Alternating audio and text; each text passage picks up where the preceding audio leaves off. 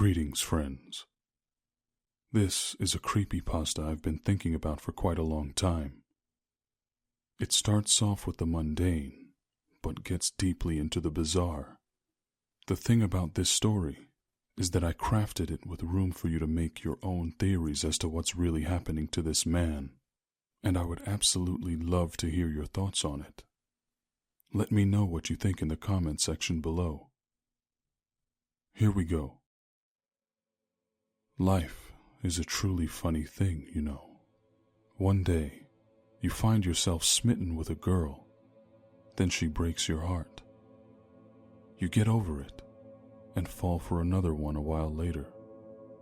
Same result. The girls, they come and go, until one day, you finally encounter the woman you never really knew you were looking for. You see something unique in her eye. A fire that burns at just the right temperature, not too bright, where you know it would extinguish itself, but just hot enough to last a reasonable lifetime. I found the love of my life, oddly, at a party. I was in town visiting a friend and she stopped by there.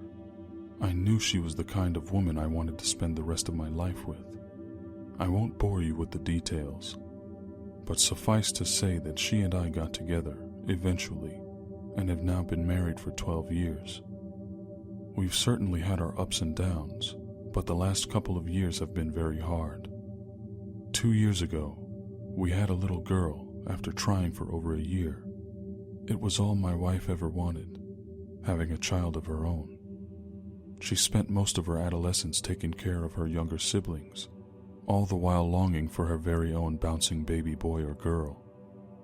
Our hopes were so high when we found out she was pregnant, but unfortunately, the joy, the much-needed rejuvenation of our dulling married life, was taken from us before it ever truly started. Late one night, we were out running errands, picking up groceries for the week. We pulled out of a parking lot, and I made one of the worst mistakes of my life. I failed to come to a complete stop at a stop sign and rolled right through. It wouldn't have been an issue, except that another driver chose that exact moment to blow by his own stop sign while texting. He looked up and slammed on his brakes as I laid on my horn, but it was too late. His door hit right against the driver's side door of my truck as I braced for the slight impact. The sound of metal scraping together was infuriating to me.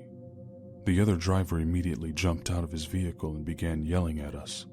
I would have gotten out on my side, but the door was still pinned shut by his car. I fumbled to disengage my seatbelt while this huge, hairy man in a sweaty wife-beater made his way around to the hood of my truck, yelling with a deep southern accent, strings of spit flying out of his mouth. His eyes bulged with rage and his thick hand smacked my hood. I turned to look at my wife, and her expression broke my heart. It was a mixture of fear and disbelief. She was always the one to remind me to watch my speed on the road, to obey traffic laws and stop at signs. I could tell by the look on her face that the reason she didn't scold me this time was because she had nodded off. I can only imagine waking up from a calm nap, only to be confronted with the hazy image of a burly man yelling at you right outside your window.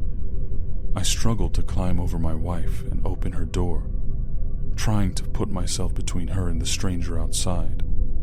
As soon as I unlocked it, he opened the door and immediately began pummeling both her and me with his foot, stomping into the open door indiscriminately. I was struck in the face by his second or third blow. My nose split like a tomato and I recoiled, where I saw the horrifying image of his boot smashing into my wife's pregnant belly repeatedly. It seemed like 10 minutes passed as I blindly latched onto my wife's abdomen, taking brutal strikes to my back. My eyes were burning from the blood and the sweat. I was later told that the incident had only gone on for about 30 seconds before police arrived, as a patrol unit happened to pull up to the corner shortly after the attack began. We spent the rest of her pregnancy in the hospital, where we were eventually told that the baby would be severely impacted by the trauma. The doctors had no choice but to do an emergency C-section in order to give the baby the best chance at survival. She was born 109 days premature and weighed less than 2 pounds. We couldn't believe that one night could change our lives so profoundly, and I could always tell that from that moment on, my wife blamed me.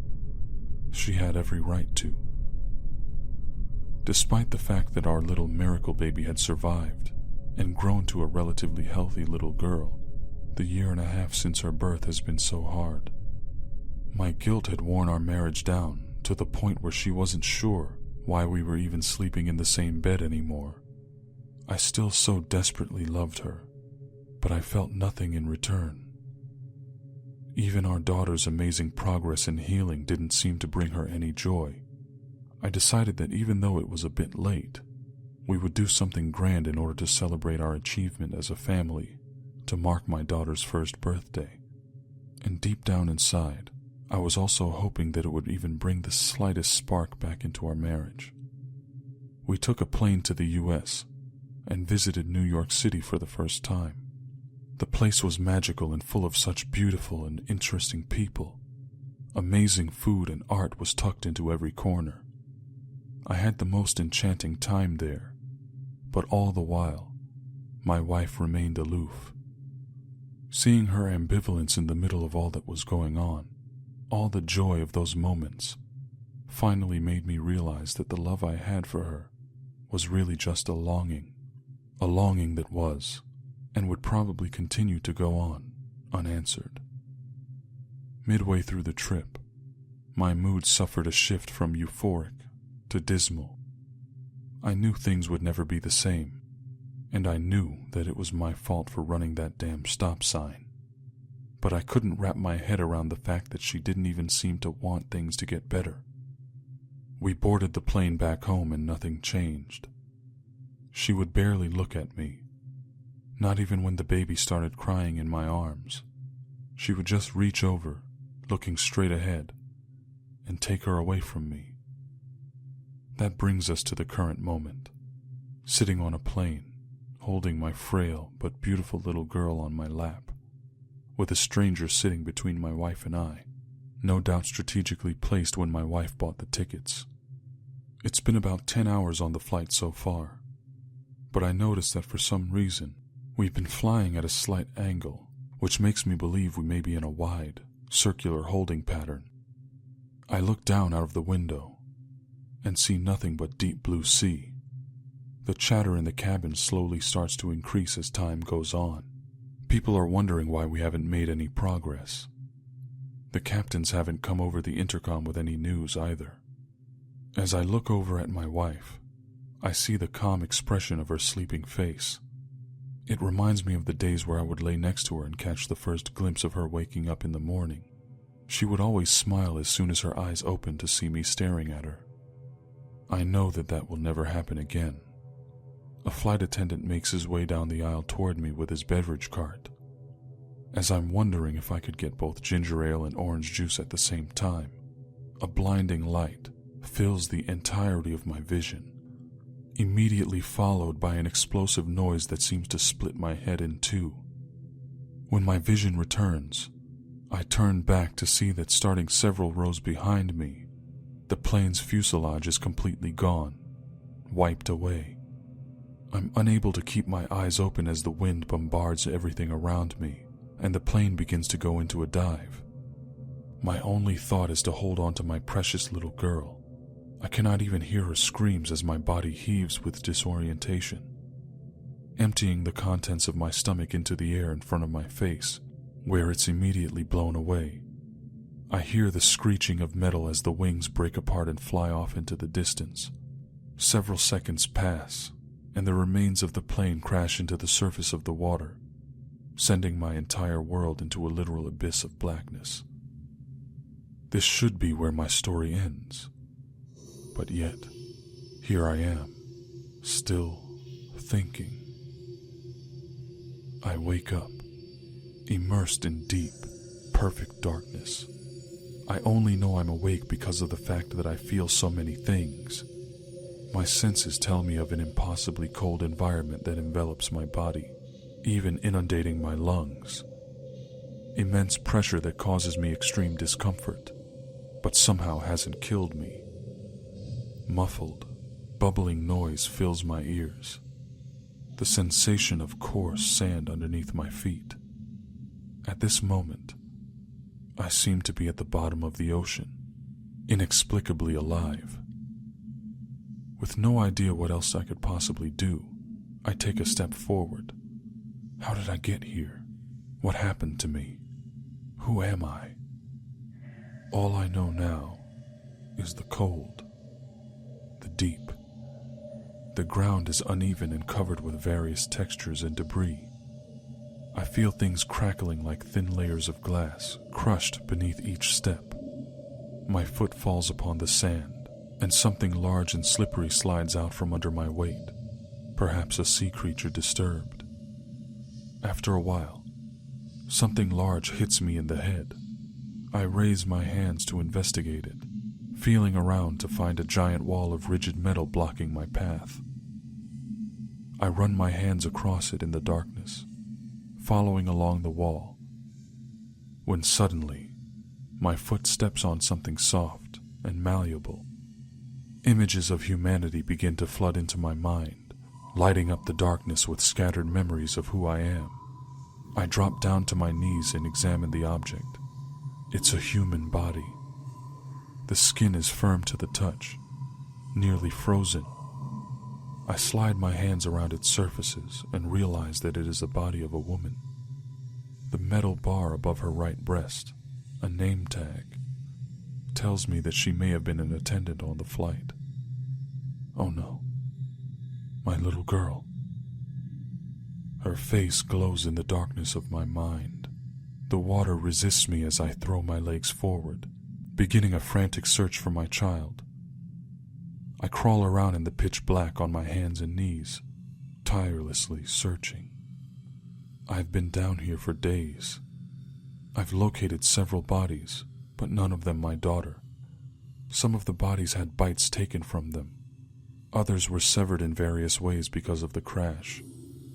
I've tried keeping an eye out for my wife, but my heart yearned for one last embrace from my little girl.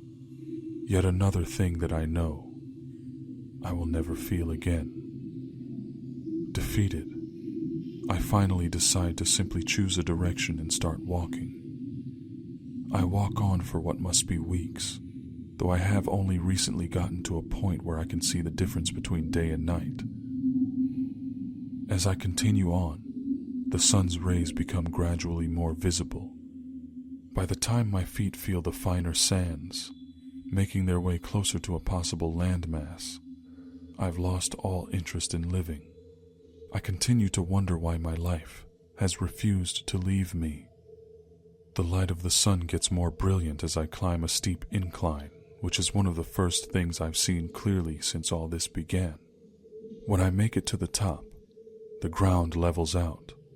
The water becomes clear, and I'm immediately struck with a sense of unease. Wherever I am now, it is a strange place indeed.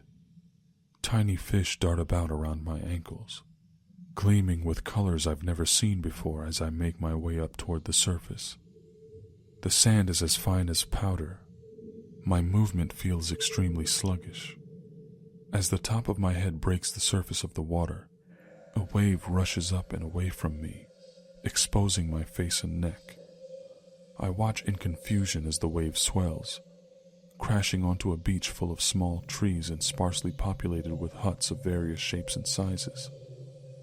As I continue walking, my body emerging from the water, I see the aftermath of the wave I unwittingly produced, sweeping away several huts and wrenching trees from the earth, being the first unobstructed sounds I've heard in weeks.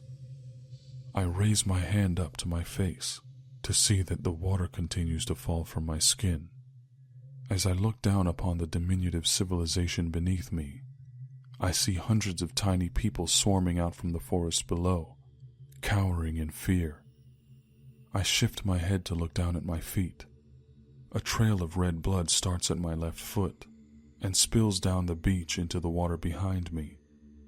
I move my toes back and forth, feeling a squishy substance between them, which I can now see is the body of a tiny man, the same size as those looking up at me from their ruined village. Unsure what to make of all this, I turn my gaze off into the distance, seeing far away with unbound vision. I can see straight over the tallest trees, the greatest hills, the highest mountains. A structure lies deep in the wilderness, like a throne of some kind, one fit for a giant of my stature. Were these people expecting me? I still miss my daughter, and even my wife. If I could go back to them, though, I don't know that I would. Either way, I suppose this is my home now, in this minuscule world full of tiny people. As I make my way into the forest, carving a deep path with my footsteps, the people follow me in celebration. Faint sounds of rudimentary instruments reach up to my ears as their procession moves along. I think I could learn to live with this. What did you guys think about the story? I know this one is a bit weird, but I wanted to make kind of an enigmatic situation that could be a number of things. What do you think happened to this individual, the man, the subject of the story? I won't spoil your fun by feeding you any possible answers or giving you any clues. Not yet, at least. I'd like to see what you come up with on your own. You might remember that back when I released my 15 2-second horror stories video a few months ago, there was a particular story in that video that went something along the lines of, "I've been down here for weeks. Why haven't I drowned yet?" That 2-second horror story has been in my head for a couple of years now, and I always knew that I wanted to make a larger story around it. It was the idea of someone being at the bottom of the ocean, at the mercy of nature, being inexplicably alive, able to move around, searching for a way to get back. Anyway, I hope you enjoyed the story. If you did, feel free to share it with your friends, subscribe if you haven't already, and give the video a thumbs up. Until next time, my friends, I'm Mr. X, and may your nights be full of dreams.